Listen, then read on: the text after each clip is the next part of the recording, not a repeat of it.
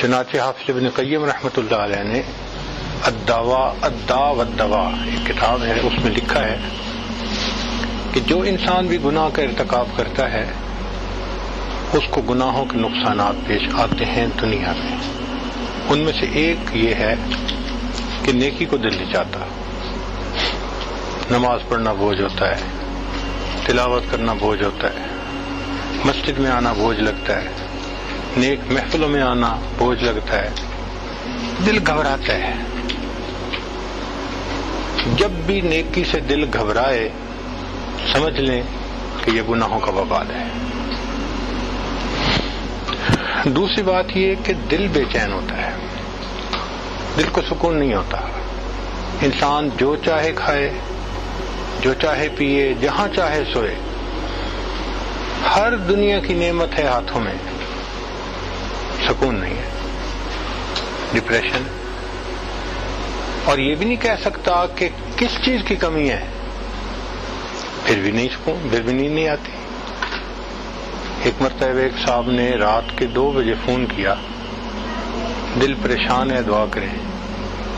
یہ وہ بندہ تھا جو کہتا تھا کہ میری اتنی انڈسٹریز ہیں کہ اگر میں اکاؤنٹس برانچ والوں کو کہوں کہ میرے ایسٹس کا اندازہ لگاؤ تو ان کو 1 مہینہ چاہیے حساب کرنے کے لیے. اس کا دل پریشان ہے، اس کو نیند نہیں آتی. ایئر کنڈیشن کمروں میں کمبل لے کے لیٹے ہوتے ہیں، کروٹیں بدلتے ہیں، نیند روٹ جاتی ہے، گولیاں کھانی پڑتی ہیں. ایک فیئر آف ان نون ان کے ذہن میں ہوتا ہے ہر وقت. تیسری بات کہ ان کے زندگیوں سے برکت نکل جاتی ہے. برکت کا کیا معنی؟ کہ کوئی کام ان کا پورا نہیں ہوتا، ڈیل ہوتے ہوتے رہ جاتی ہے، نوکری ملتے ملتے رہ جاتی ہے، بیٹی کا رشتہ ہوتے ہوتے نہیں ہوتا. حضرت لوگ آتے ہیں، بیٹی کو پسند بھی کر جاتے ہیں، خوش جاتے ہیں، پھر جواب ہی کوئی نہیں دیتا. کام نہیں سمٹتے تو کاموں کا ادھورا رہ جانا یا اپنے وقت میں کاموں کا پورا نہ ہونا بے برکتی کی دلیل ہے. نہ صحت میں برکت. آپ دیکھیں 24 سال کا نوجوان، جی مجھے لو بیک پین ہے. یہ بے برکتی کی کتنی بڑی نشانی ہے کہ 24 سال کی عمر میں اس کو لو بیک کی پین. اللہ اکبر کبیرہ. وقت میں برکت نہیں ہوتی، کام سمٹتے نہیں، زندگی کے کسی چیز میں برکت نظر ہی نہیں آتی. پھر ایک اس کے وبال یہ ہے کہ انسان سے نعمتیں چھننی شروع ہو جاتی ہیں. جو انسان ناقدری کرتا ہے، گناہ کرتا ہے، پروردگار پھر نعمتیں واپس بھی لے لیتے ہیں.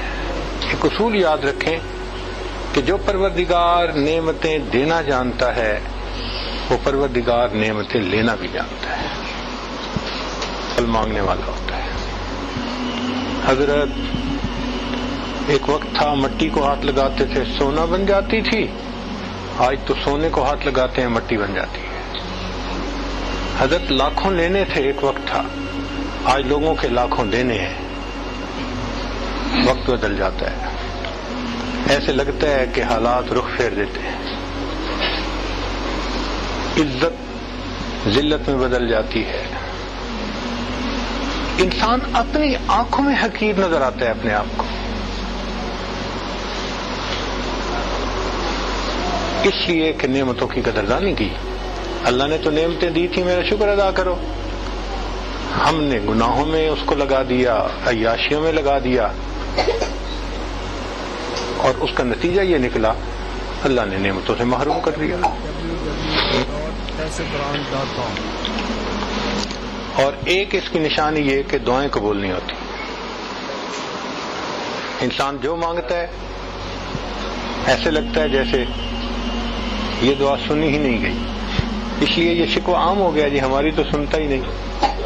بھئی اللہ تعالیٰ سب کی دعا کو سنتا ہے، مگر وہ پابند نہیں ہے کہ ضرور اس کو پورا کر دے. ان ربی لسمیع الدعاء، میرا رب دعا کو سنتا ہے، مگر وہ پروردگار ہے، اس کی مرضی ہے، اس کے سامنے کسی کی نہیں چلتی۔ ہم عاجز مسکین بندے ہیں، عبادت کر کے راضی کریں گے تو وہ ہمارا لحاظ فرما لے گا، اور اگر نافرمانی کریں گے وہ ہمیں تگنی کا ناچ نچا دے گا۔ سروں سے پگڑیاں اچھل جاتی ہیں، دوپٹے اتر جاتے ہیں، گھر بیٹھے بٹھا انسان ذلیل ہو جاتا ہے۔ بھائی چٹان سے جو سر مارے تو اپنا ہی سر پھوڑے گا نا، تو اللہ رب العزت کے ساتھ یہ معاملہ، تو گناہ کر کے ہم سکون کی زندگی نہیں گزار سکتے۔ اردو کا مقولہ ہے، رہنا دریا میں مگرمچھ سے بیر۔ بھئی دریا میں رہنا ہو تو مگرمچھ سے بیر نہیں چلتا، جہان میں رہنا ہے تو جہان کے بنانے والے سے بیر۔ اس لیے ہمارے پاس ایک آپشن ہے، دو نہیں ہے، کہ ہم نیکی کی زندگی گزاریں، گناہوں کو چھوڑیں اور اپنے رب کو راضی کرنے کی کوشش میں لگیں، تب دنیا بھی کامیابی ملے گی، آخرت کی بھی کامیابی۔